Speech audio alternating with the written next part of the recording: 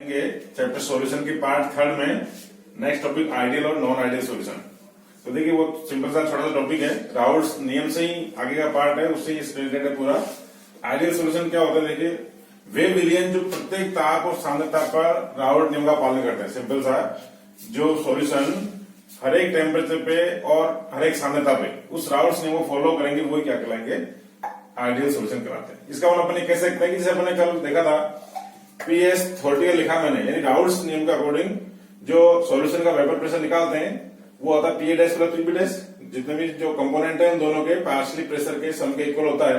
तो ये हमने थ्योरेटिकली निकाला, लेकिन इसको अपन उसी वेपर प्रेशर को प्रैक्टिकली निकाल के देखें और वो वैल्यू इस थ्योरेटिकल सेम आती, इट मीन्स वो सॉल्यूशन राउल्ट्स लॉ को फॉलो कर रहा है। तो क्या है, आइडियल सॉल्यूशन, अदरवाइज वो आइडियल सॉल्यूशन नहीं होगा। समझ आप, यहाँ हम थ्योरेटिकली राउल्ट्स लॉ ने जो बोला कि दोनों का पार्शियल प्रेशर का सम करें तो उसका सॉल्यूशन का वेपर प्रेशर आ जाएगा, यही वैल्यू उसके प्रैक्टिकल वैल्यू के इक्वल आए तो वो आइडियल सॉल्यूशन है और वो राउल्ट्स लॉ को फॉलो कर रहा है, इसको बोलते हैं आइडियल सॉल्यूशन।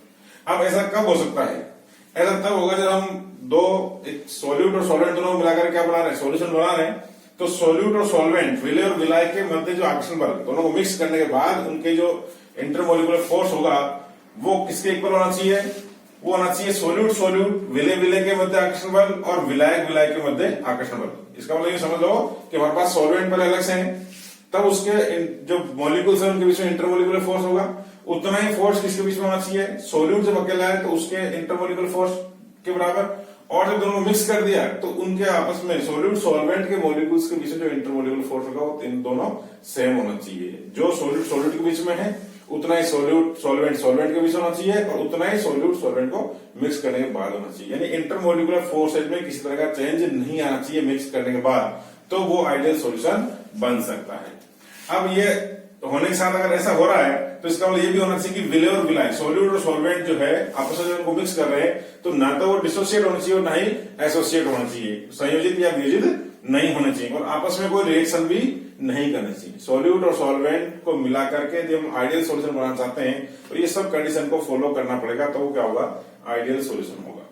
अब इसके बाद अपन देखेंगे अगर ऐसा हो गया तो उसमें फिर उसकी और जो विशेषताएं बनती है वो क्या है, ये होगा delta V mix equal to zero. Delta V mix equal to zero का मतलब क्या हुआ कि सपोज आपने विलय का सॉल्यूट का जितना आयतन लिया और सॉल्वेंट का जितना आयतन लिया, वॉल्यूम दोनों को मिला दिया, तो दोनों को मिलाकर अपन उसको मैथमेटिकली अपन सम करें तो टोटल सॉल्यूशन का विलयन भी उतना ही आना चाहिए। इसको मैं एक एग्जांपल से बता रहा हूं आपको। सपोज आपने सॉल्वेंट ले लिया 200 ml और सॉल्यूट ले लिया 50 ml, तो दोनों मिलके अगर अपन थ्योरेटिकली जोड़ते हैं तो कितना आना चाहिए, 250 ml आना चाहिए। ये थ्योरेटिकली अपन को इसका वॉल्यूम निकाल लिया किसका, सॉल्यूशन का, लेकिन प्रैक्टिकली तो ऐसा नहीं हो रहा है। प्रैक्टिकली सा सॉल्यूशन का वॉल्यूम है वो 250 ml से ज्यादा आ रहा है, कम आ रहा है, तो फिर वो आइडियल सॉल्यूशन नहीं होगा। तो इनका अलग अलग, जब सॉल्वेंट और सॉल्यूट दोनों अलग अलग है तब कितना वॉल्यूम है 250, कितना हो गया 250, तो सॉल्यूशन का भी 250 ही बनना चाहिए। नॉर्मल दैनिक जीवन पर ऐसा नहीं सोचते, कई बार इतना गौर नहीं करते कि अपन जिन चीजों को मिक्स कर रहे हैं उनके वॉल्यूम और इतना ज्यादा ही फर्क नहीं आता कि 250 से वो 200 रह जाएगा या बहुत ज्यादा हो जाएगा, ऐसा नहीं है। थोड़ा सा बहुत माइनर चेंज आता है इसमें, उसको अपन नॉर्मली इग्नोर कर देते हैं या ध्यान नहीं देते हैं कि ऐसा हो भी रहा है। लेकिन जब लैब में अपन प्रैक्टिस करते हैं या चीजें बहुत एक्यूरेसी के साथ अपन कैलकुलेट करते हैं तब ये चीजें मायने रखती है। तो इसमें अगर थोड़ा सा भी चेंज आ रहा है, कम या ज्यादा हो रहा है वॉल्यूम, तो आइडियल सॉल्यूशन नहीं है। आइडियल है तो थ्योरेटिकली जितना इनका टोटल वॉल्यूम आएगा उतना ही सॉल्यूशन का प्रैक्टिकली भी होना चाहिए, ये है। तो इसमें डेल्टा वी मिक्स जीरो आना चाहिए। वी जीरो कैसे आएगा कि टोटल सॉल्यूशन का कितना हुआ 250 और सॉल्यूट और सॉल्वेंट मिलाकर भी कितना हो रहा है 250, तो डिफरेंस कितना है, जीरो। सपोज यदि ज्यादा हो जाता 250 से 252 हो गया यदि प्रैक्टिकली और थ्योरेटिकली मिला के कितना आ रहा था 250, तो कितना चेंज आ गया 2 का प्लस का, या कम हो गया सपोज तो माइनस में आएगा चेंज। तो डेल्टा वी मिक्स जो है वो माइनस प्लस में आता है, नेगेटिव पॉजिटिव आता है तो वो होगा नॉन आइडियल। लेकिन ये डेल्टा वी मिक्स यदि जीरो आ रहा है तो ये आइडियल सॉल्यूशन, ठीक है। तो ये सारी इनकी अलग अलग विशेषताएं ध्यान रखनी है। इसी प्रकार अगली विशेषता है delta H mix is equal to zero.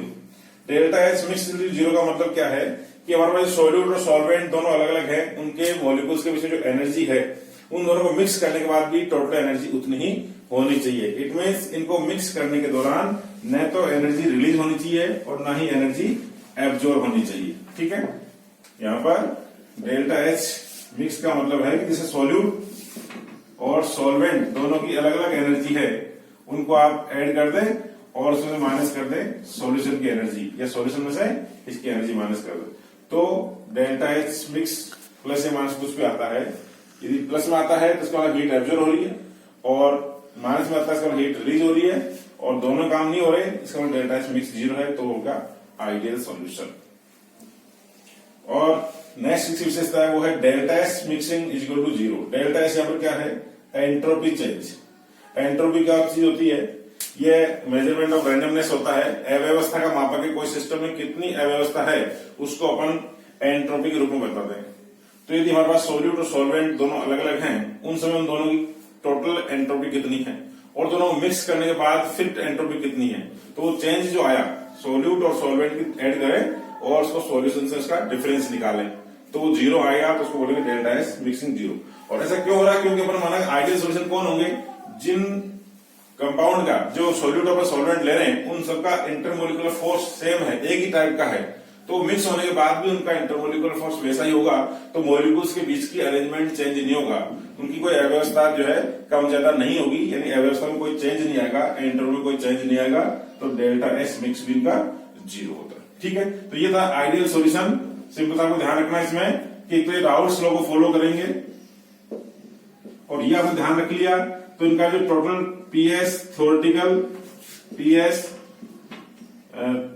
Practical के सेम आना चाहिए, वॉल्यूम में कोई चेंज नहीं होना चाहिए तो डेल्टा वी मिक्स 0 होना चाहिए, एंथैल्पी में चेंज नहीं होना चाहिए तो डेल्टा एच मिक्स 0 होना चाहिए, और एंट्रोपी में कोई चेंज नहीं होना चाहिए तो डेल्टा एक्स मिक्स भी 0 होना चाहिए।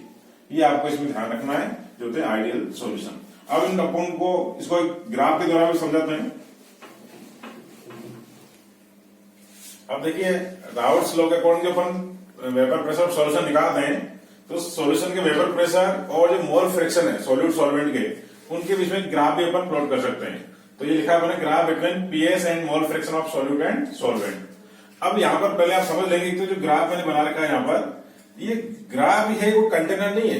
कई बार बच्चे इसको कंटेनर की तरह समझ लेते हैं कि कंटेनर होगा उसमें, ऐसा कुछ नहीं। एक्चुअली हमें 3 अलग अलग चीजें जो है, जैसे सॉल्यूट है, सॉल्वेंट है और सॉल्यूशन है, इन तीनों का जो वेपर प्रेशर है वो उनके मोल फ्रैक्शन के साथ कैसे वेरी करता है, उन तीनों को एक ही साथ अपन दिखा रहे हैं यहाँ पर। इसलिए इस तरह ग्राफ आपको लग रहा है कि जैसे अपने ये एक कंटेनर से बना दिया। एक्चुअली 2 एक्सिस है, ये एक्सिस है, 2 वाई एक्सिस बना रखे हैं अपन, और उनके बीच में तीनों का ग्राफ एक साथ ही बना के अपन दिखा रहे हैं। और वो साथ इसलिए बना रहे हैं ताकि अपन कंपेरिजन कर सके, क्योंकि हम यहाँ सॉल्वेंट में सॉल्यूट मिक्स करते हैं, तो मिक्स करने के साथ साथ वो प्रेशर कैसे चेंज होगा, वेपर प्रेशर, उसको एक साथ दिखाने के लिए अपन सारे ग्राफ साथ बना रहे हैं। तो इससे पहले वापस अपन एक बार इसका फॉर्मूला देख लें राउल्ट्स लॉ के according. PS equal to P dash plus P B dash होता है, ये पार्शियल प्रेशर होता है सॉल्वेंट और सॉल्यूट का, ए सॉल्यूट है, बी सॉल्वेंट है। इसको अपन और लिखते हैं तो इनके मोल फ्रैक्शन और उनके विशुद्ध अवस्था के वास्तव का समानुपाती होता है, और ये इसके अकॉर्डिंग होता है। अब अपन चाहे तो इसकी थोड़ी सी डेरिवेशन कर सकते हैं, ऐसे कोई पूछता नहीं है। इसको अपन डेरिवेशन करने के बाद पता लगता है कि ये जो वैल्यू आ रही है पीएस की, वो इस फॉर्म में आई है। अपन एक्स ए को तो एक्स ए लिखेंगे और एक्स बी को 1 माइनस एक्स ए लिख सकते हैं, ऐसे करके लास्ट में फॉर्मूला इस फॉर्म में है।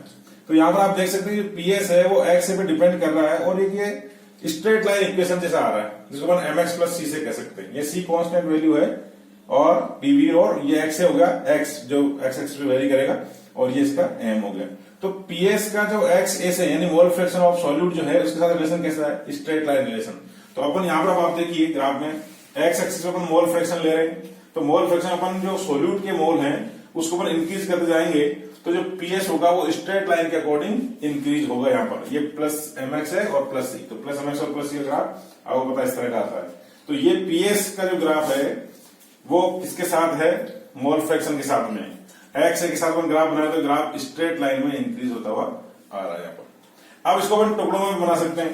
आप इसको ये समझ लीजिए, पहले पास प्योर सॉल्वेंट है, तो सॉल्वेंट होने का मतलब उसमें सॉल्यूट तो बिल्कुल 0 होगा, यानी सॉल्यूट के मोल फ्रैक्शन कितने होंगे 0, और जब अकेला ही कंपोनेंट है it means X B solvent के मोल जो मोल फ्रैक्शन होंगे वो कितने होंगे, पूरे 1 के इक्वल हो जाएंगे। तो इस समय जब हमारे पास है ही क्या सॉल्वेंट होगा, तो आप यहाँ पर देखिए कि पीएस पीएस तो दोनों के योग के बराबर होता है। यहाँ हमारा सॉल्यूट है ही नहीं, तो ये पोर्शन जीरो हो गया, तो पीएस किसके इक्वल बनेगा, पीबी डैश के बराबर। तो इसमें ऊपर लिखेगा पीएस पीबी डैश के इक्वल बचेगा, और पीबी डैश भी किसके इक्वल होगा, एक्स बी पीबी नोट के बराबर, और एक्स बी की वैल्यू पर कितनी ली हुई है 1, तो पीबी डैश कितना हो जाएगा, केवल पीबी नोट के बराबर। ये वैल्यू जो है यानी पीबी नोट में एक्स भी तो 1 हो गया, तो पीबी डैश पीबी नोट के इक्वल बचेगा, तो ये PB dash equal to PB naught बचेगा।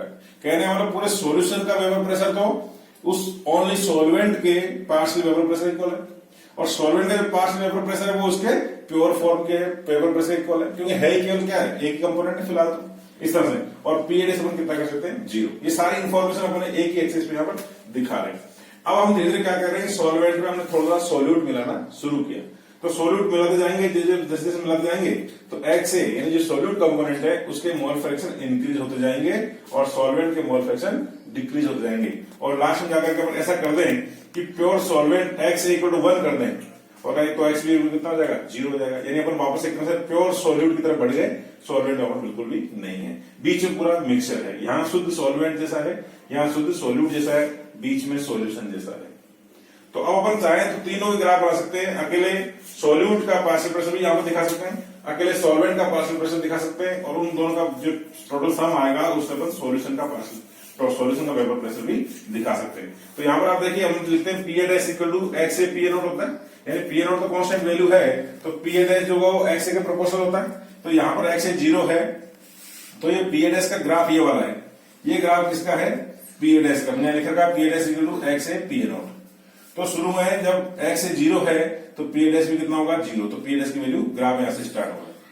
फिर इधर जब जा रहे हैं तो एक्स ए की वैल्यू इंक्रीज होते होते 1 के इक्वल हो जाएगी, तो ये पी ए डैश भी इंक्रीज होते होते मैक्सिमम वैल्यू तक आ जाएगा, P A dash equal to P A naught तक। ठीक है, अब दूसरी तरफ अपन देखें पीबी डैश, तो पीबी डैश इक्वल क्या होता है, X B PB naught. PB dash जो है equal to X B PB naught है, इट मीन पीबी नोट तो कांस्टेंट वैल्यू हो गई जो शुद्ध अवस्था की होती है, तो पीबी डैश क्या होगा, proportional to PB dash proportional to X B. तो यहाँ पर आप देखिए एक्स बी को आप इंक्रीज करते जाएंगे तो पीबी डैश इंक्रीज होगा, और इसको डिक्रीज करते जाएंगे तो डिक्रीज हो जाएगा, डायरेक्टली प्रोपोर्शनल है।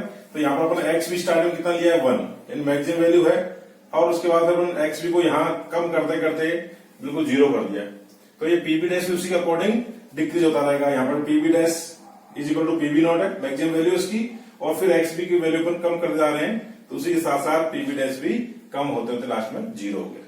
तो एक बात क्लियर है कि यहाँ पर पी ए डैश वो एक्स ए के प्रोपोर्शनल है और पीबी डैश एक्स बी के प्रोपोर्शनल है, तो प्रोपोर्शनल के अकॉर्डिंग जैसे इनकी वैल्यू बढ़ रही है, इनका मोल फ्रैक्शन इंक्रीज होता जा रहा है तो इंक्रीज हो रहा है, और डिक्रीज होता जा रहा है तो डिक्रीज होता जा रहा है। बस फर्क इतना सा है कि इसकी अपन स्टार्टिंग वैल्यू 1 के लिए पहले 0 ली थी, फिर उसको इंक्रीज करते गए तो ऊपर की तरफ गया, और इसके लिए एक्स बी की वैल्यू अपने शुरू में ज्यादा ले ली, स्टार्टिंग में मैक्सिमम ले ली 1 के इक्वल, तो पीबी डैश जो है वो मैक्सिमम स्टार्टिंग में, फिर वो एक्स बी के साथ साथ डिक्रीज होते होते लास्ट में 0 हो गया। दोनों स्ट्रेट लाइन इक्वेशन है, दोनों का आप अलग अलग एक्सेस से बनाओगे तो दोनों ही आप अलग अलग बना सकते हैं। अब इसमें एक थिंग जो बात ध्यान रखने की, PS means vapour pressure of solution, ये जो है इसकी वैल्यू आप देखिए, हम यहाँ पर इसे कंपेरिजन करें सॉल्यूट और सॉल्वेंट के वेपर प्रेशर से। सॉल्यूट का यहाँ पर स्टार्टिंग में वेपर प्रेशर 0 था और बाद में वो मैक्सिमम, या भैया एक मिनट ध्यान रखें आप, ये जो कंपोनेंट है ए और बी, इसको आप जरूरी सॉल्यूट सॉल्वेंट के फॉर्म में देखें, आपको ये कंपोनेंट ए एंड बी मान सकते हो। सॉल्यूट सॉल्वेंट से कम थोड़ा कंफ्यूजन हो सकता है कि कौन सा ज्यादा है कौन सा कम, इसमें मतलब नहीं है। यहाँ दोनों ही लिक्विड कंपोनेंट है और दोनों ही वोलेटाइल है, दोनों ही वाष्पशील है।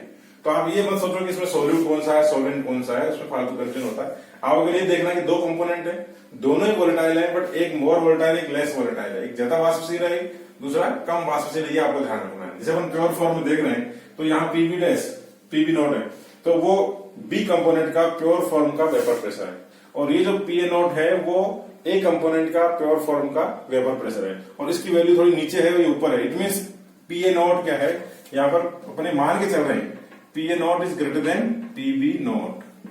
प्योर फॉर्म में शुद्ध अवस्था में ए कंपोनेंट का वेपर प्रेशर बी कंपोनेंट के वेपर प्रेशर से ज्यादा है, क्योंकि हमने माना है यहाँ पर कि ए कंपोनेंट इज मोर वोलेटाइल, ज्यादा वोलेटाइल को माना है, इसलिए वो ग्राफ ऊपर की तरफ जा रहा है। उल्टा भी हो सकता था यदि अपन ऐसा मान लें P be greater than P A not होता तो फिर ग्राफ नीचे की तरफ भी आ सकता था। तो इनको ग्राफ को रटने की कोशिश नहीं करें आप कभी कि ऊपर जाएगा नीचे जाएगा, समझ नहीं आता, रट लो, ऐसा नहीं है। आपको ये 2 कंपोनेंट है, दोनों में से क्वांटिटी से ज्यादा होगी वो सॉल्वेंट होगा, जिसकी क्वांटिटी कम है वो सोल्यूट होगा। बट वेपर प्रेशर जो है वो किसी का कैसा भी हो सकता है, वो उसमें डिपेंड करता है वो कितना वोलेटाइल है। तो जिसका अपन को ज्यादा वोलेटाइल मान रखा है उसका ग्राफ, उसका सॉल्यूशन वेपर प्रेशर ज्यादा आएगा इस तरह से। तो हमने यहाँ पर फिलहाल किसको मान रखा है, ए कंपोनेंट को मोर वोलेटाइल मान रखा है इस ग्राफ में, तो ए का वेपर प्रेशर पी डैश जो प्योर फॉर्म का वो ज्यादा है। और फिर उस ग्राफ, तो अब अपन देखो यहाँ पर शुरू में एक्स ए 0 है, ए कंपोनेंट है ही नहीं, तो बी कंपोनेंट के अकॉर्डिंग पीएस आ गया यहाँ पर पीबी नॉट के इक्वल। फिर एक्स ए कंपोनेंट बढ़ता जा रहा है, एक्स ए मॉलिक्यूलर फ्रैक्शन जो है कंपोनेंट ए का वो इंक्रीज बढ़ता जा रहा है और बी का कम होता जा रहा है। तो यहां पर आता है पीएस भी बढ़ता जाएगा और लास्ट में किसके इक्वल आ जाएगा, पीए नॉट के इक्वल। शुद्ध अवस्था में पीए नॉट का ज्यादा है तो ग्राफ ऊपर की ओर बढ़ता गया। लेकिन इसमें आप गौर करने वाली बात है, कहीं भी पीएस जो है वो 0 नहीं हो रहा है। इसकी मिनिमम वैल्यू ये है पीएस की और मैक्सिमम वैल्यू ये है। तो मिनिमम वैल्यू किसके इक्वल है, पीबी नॉट के बराबर, और मैक्सिमम वैल्यू कितनी है, पीए नॉट के इक्वल। यानी पीएस जो है, पीएस हमेशा जो दोनों कंपोनेंट हैं उनके शुद्ध अवस्था का जो वेपर प्रेशर है दोनों का, उसके बीच में ही वेरी करेगा। पीए नॉट एंड पीबी नॉट, इन दोनों के बीच में ही आएगा पीएस। इन दोनों से कम है जो मिनिमम है उससे कभी कम नहीं हो सकता, और इन दोनों में जो ज्यादा है उससे कभी ज्यादा नहीं हो सकता पीएस, इनके बीच आएगा। ये चीज आपको और ऑब्जेक्टिव क्वेश्चन में हेल्प करेगी, आपको ध्यान रखना है कि कभी भी आपको किसी पीएस का वैल्यू पूछे, वेपर प्रेशर और सॉल्यूशन का पूछेगा आपको, तो जो अलग अलग कंपोनेंट है ए बी, उनका प्योर फॉर्म का वेपर प्रेशर दोनों का आपको पता है, तो इस पीएस की वैल्यू उन दोनों के बीच में ही आएगी। इन दोनों से कम वाले से भी कम या ज्यादा वाले से भी ज्यादा आ नहीं सकती। सिंपल सा भी मान लो किसी का वेपर प्रेशर जैसे सपोज 2 एटमॉस्फेयर है और किसी का 4 एटमॉस्फेयर है, तो पीएस की वैल्यू 2 से कम और 4 से ज्यादा नहीं हो सकती, इनके बीच में ही वेरी करता रहेगा पीएस उनके कंपोजिशन के हिसाब से। तो ये आपको विशेष ध्यान रखने वाली बात है। तो यहाँ पर तुलना के 3 ग्राफ है, प्योर सॉल्वेंट का या 2 कंपोनेंट है दोनों का अलग अलग ग्राफ है, और एक दोनों का मिक्सर मींस सॉल्यूशन का ग्राफ है, जो कि उनके मोल फ्रैक्शन साथ साथ कैसे वेरी करता है। अब अपन इसमें लेंगे नॉन आइडियल सॉल्यूशन। तो अब नॉन आइडियल सॉल्यूशन से पहले अपन एक बार एग्जांपल ऑफ आइडियल सॉल्यूशन देख लेते हैं कि आइडियल सॉल्यूशन कौन से मिक्सर व्यवहार इस तरह का व्यवहार करेंगे। तो इसमें n hexane plus n heptane में लिखा है। अब एक बार आप देखिए, उसका आपको अपने आप आइडिया लग जाएगा कि किस तरह के कंपोनेंट मिलकर के आइडियल सॉल्यूशन की तरह बिहेव कर सकते हैं। N hexane plus n heptane, ये दोनों ही क्या है, एल्केन है। ऐसे मेथेनॉल और एथेनॉल है, तो ये दोनों ही एल्कोहल्स हैं। 1 क्लोरोब्यूटेन प्लस 1 ब्रोमोब्यूटेन, ये एल्किल हैलाइड्स हो गए। ऐसे यहां देखिए पहले क्लोरोबेंजीन प्लस ब्रोमोबेंजीन, ये एरिल हैलाइड्स हो गए। ऐसे बेंजीन प्लस टोलुइन, ये एरोमेटिक हाइड्रोकार्बन है। और CCl4 प्लस SiCl4, ये ग्रुप 14 के क्लोराइड्स है। तो आप यहाँ पर देख पा रहे हैं कि जैसे 2 कंपोनेंट अपन जो ले रहे हैं बाइनरी सॉल्यूशन के लिए, दोनों में ये एन हेक्सेन हेप्टेन दोनों एल्केन है। इट मींस इनकी केमिकल और फिजिकल प्रॉपर्टी सेम है, तब ये मिक्स होकर के क्या बना रहे हैं, आइडियल सॉल्यूशन। यानी इसके इंट्रामोलिकुलर फोर्सेज और इसके इंट्रामोलिकुलर फोर्सेज सेम है, और ये दोनों मिक्स कर देंगे तब भी उनके बीच में इंटरमोलिकुलर फोर्सेज सेम ही टाइप के होंगे। ऐसे इन दोनों का दोनों एक ही टाइप के हैं, ये सब दोनों। तो जो भी अपन एग्जांपल ले रहे हैं, यदि उनकी फिजिकल और केमिकल प्रॉपर्टी सेम हो, उनके इंटरमोलिकुलर फोर्सेज एक जैसे ही हो, तब वो मिलकर के क्या बनाएंगे, आइडियल सॉल्यूशंस बनाएंगे। ठीक है। इसके अलावा आगे अपन कह सकते हैं कि जो बहुत डाइल्यूट सॉल्यूशंस होते हैं, जिनमें सोल्यूट बहुत कम मात्रा में होता है, तो वो भी आपस में इंटरमोलिकुलर फोर्सेज को चेंज नहीं कर पाते, तो वो भी क्या कर सकते हैं, आइडियल सॉल्यूशन को बिहेव कर सकते हैं। तो कुछ लिमिटेड एग्जाम्पल्स के होते हैं जिसको अपन आइडियल मान सकते हैं, otherwise generally non ideal solution ही बनता है। ठीक है। अब अपन लेंगे नॉन आइडियल सॉल्यूशन। अब देखिए अपन ले रहे हैं नॉन आइडियल सॉल्यूशन। किसको कहेंगे नॉन आइडियल सॉल्यूशन? बिल्कुल आइडियल सॉल्यूशन उल्टा कर दीजिए आप। When the solution does not obey Raoult's law over the entire range of concentration, called non-ideal solution. Simple सा है कि अगर हम कह रहे हैं कि Raoult's law को ये फॉलो करेगा और फिर करेगा, वो तो क्या होगा, आइडियल, और जो Raoult's law के अकॉर्डिंग रिजल्ट नहीं देगा वो क्या होगा, नॉन आइडियल। तो अपन पहले Raoult's law को पता होना चाहिए Raoult's law है क्या। Raoult's law कहता है कि किसी भी सॉल्यूशन में कोई पर्टिकुलर कंपोनेंट सपोज ए है, तो उसका जो पार्शियल प्रेशर होगा वो उसके मोल फ्रैक्शन इनटू उसके प्योर फॉर्म के वेपर प्रेशर के मल्टीप्लिकेशन इक्वल होता है। ये तो है राउल्ट्स लॉ। बट जो ऐसा नहीं करेगा वो क्या होगा, नॉन आइडियल सॉल्यूशन। तो अपन ये कह रहे हैं कि नॉन आइडियल सॉल्यूशन में P dash is not equal to X and P A naught. ऐसे दूसरा कंपोनेंट बी है, तो उसके लिए PB dash is not equal to X and PB X B and PB naught. तो इस तरह से अगर इक्वल होता है, इसकी वैल्यू इक्वल होती है इसकी, तो ये राउल्ट्स लॉ को फॉलो कर रहा है, वो आइडियल होगा। और इक्वल नहीं है तो ये नॉन आइडियल सॉल्यूशन है। अब इक्वल नहीं होने का मतलब वो इससे कम भी हो सकता है और ज्यादा भी हो सकता है। दूसरा अपन ये भी कह सकते हैं कि प्रैक्टिकल वैल्यू कहना है, मतलब partial pressure of A and B component is not equal to its theoretical value. ये पीए डैश और पीबी डैश की थ्योरेटिकल वैल्यू आती है इस वाले फॉर्मूले से, राउल्ट्स लॉ के अकॉर्डिंग, उसके इक्वल नहीं है इनकी प्रैक्टिकल वैल्यू। तो वो जो वैल्यू आएगी वो पीए डैश से कम, ये जो पीए डैश होगा वो इस एक्स ए पीए नॉट से ज्यादा भी हो सकता है, हायर हो सकता है और कम भी इससे हो सकता है। ऐसे ही पीबी डैश वो भी एक्स बी पीबी नॉट से ज्यादा हो सकता है या कम हो सकता है। ठीक है, तो दोनों कंडीशन बनती है आइडियल नॉन आइडियल सॉल्यूशन में। तो अब ये जो वैल्यू है इसके पार्शियल प्रेशर की एक्स से पी नॉट से ज्यादा है या कम है, उसके बिहाफ पे अपन इसके दो पार्ट्स करते हैं आइडियल नॉन आइडियल सॉल्यूशन के। इसमें अपन कह सकते हैं कि यहाँ पर दो तरह के सॉल्यूशन होंगे। जो राउल्ट्स लॉस हैं या तो पॉजिटिव डेविएशन शो करेंगे या नेगेटिव डेविएशन शो करेंगे। जो धनात्मक विचलन या ऋणात्मक विचलन दिखाते हैं तो उसके दो प्रकार अपन इस तरह से मान सकते हैं। तो देखिए कैसे होते हैं वो।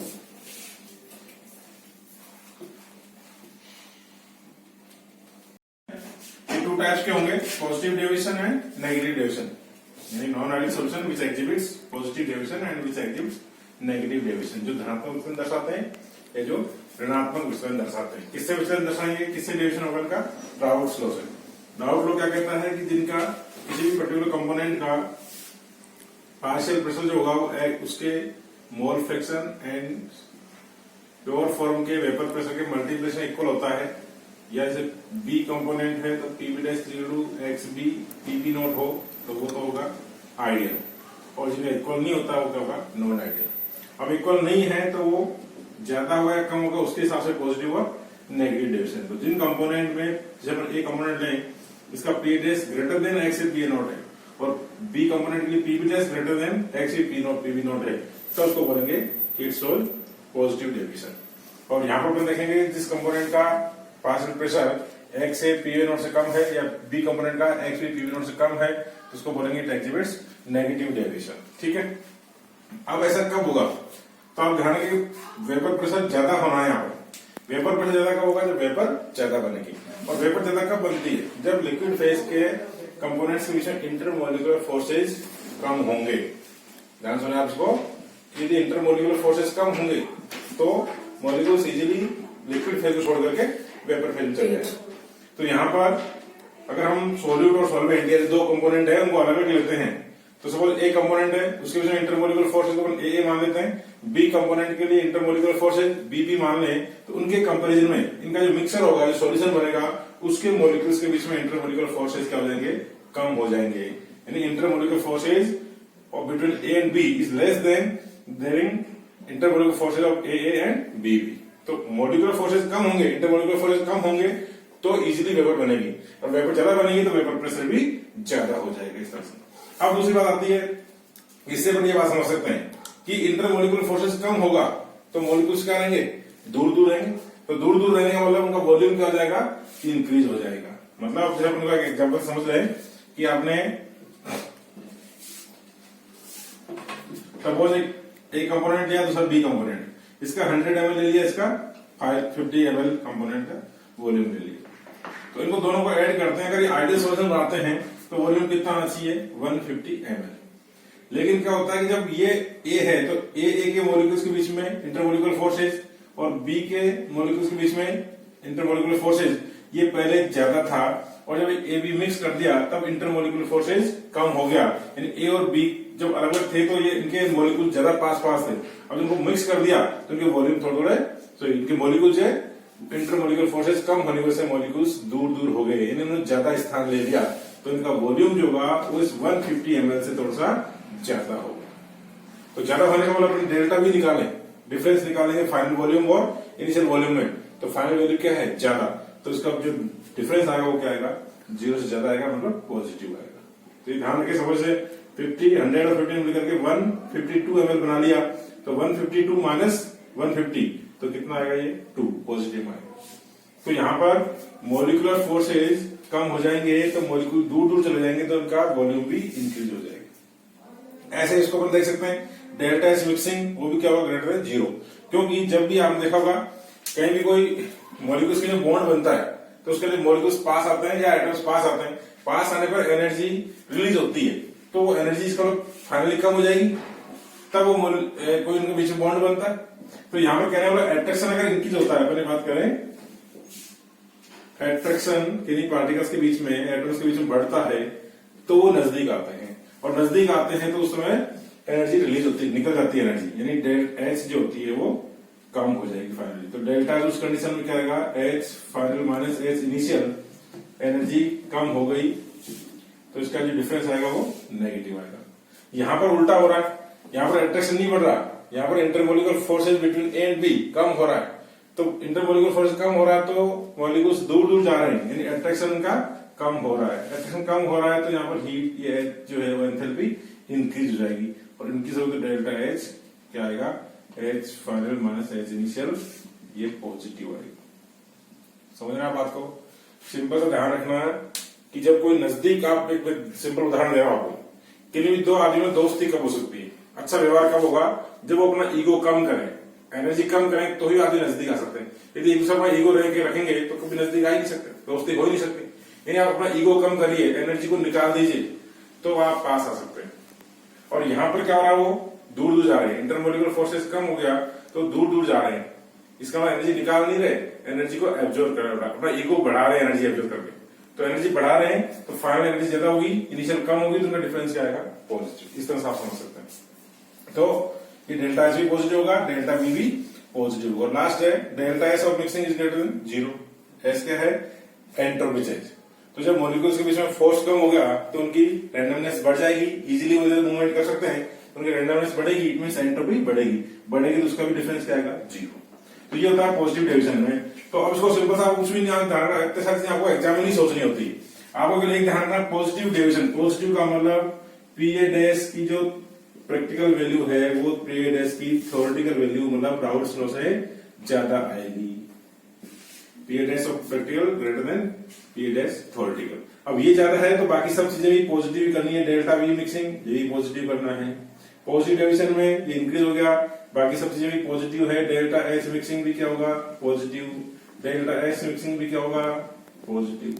वो बात है, मतलब सोच लीजिए उसका कोई लॉजिक पूछे, अदरवाइज तो जो भी ऑब्जेक्टिव क्वेश्चन में तो सिंपल सा आप ध्यान रखना है कि पॉजिटिव में सब चीज क्या है, पॉजिटिव पॉजिटिव। और इनका बिल्कुल उल्टा कर दीजिए तो क्या हो जाएगा, नेगेटिव डेविएशन। नेगेटिव डेविएशन में वेपर प्रेशर क्या होगा, इनके राउल्स लॉ के अकॉर्डिंग वैल्यू है उससे कम आना है। ये कम कब आएगा, वेपर प्रेशर कम होने का मतलब वेपर कम बनी, और वेपर कम कब बनेगी, जब मॉलिक्यूल्स ज्यादा नजदीक होंगे, ज्यादा मजबूती से बंधे हुए होंगे, तो इजीली लिक्विड फेज को छोड़ करके वेपर फेज में नहीं आएंगे।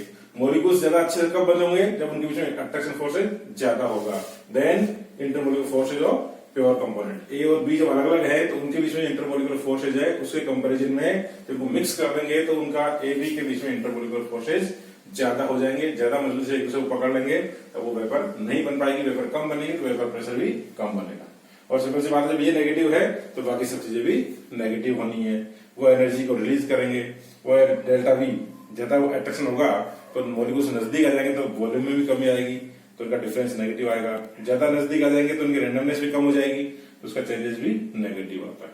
तो इस तरह से हम देख सकते हैं नॉन आइडियल सॉल्यूशन पॉजिटिव और नेगेटिव डेविएशन वाले दो प्रकार के होते हैं। अब इसको अपन ये जो इनकी विशेषताएं सारी को एक ग्राफ से समझेंगे और फिर अपन एग्जाम्पल लेंगे। तो अपन पॉजिटिव और नेगेटिव डेविएशन को ग्राफ से समझने की कोशिश करते हैं।